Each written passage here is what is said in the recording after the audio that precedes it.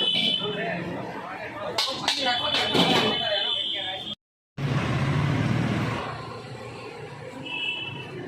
தள்ளுப்பா. Hey போனப்பா போனா தள்ளுதான்.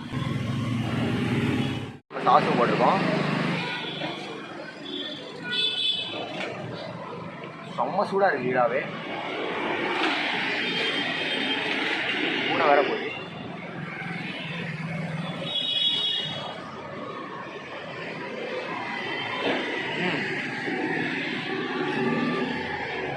உப்பு மசாலா சூப்பராக இருக்குது ஈடாவே.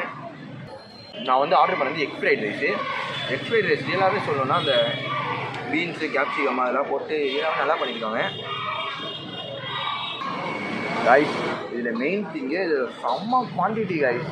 நீங்கள் 2 பேர் தாராளமாக சாப்பிட்லாம். இங்கே பாருங்கள் குவான்டிட்டியை நீங்களே.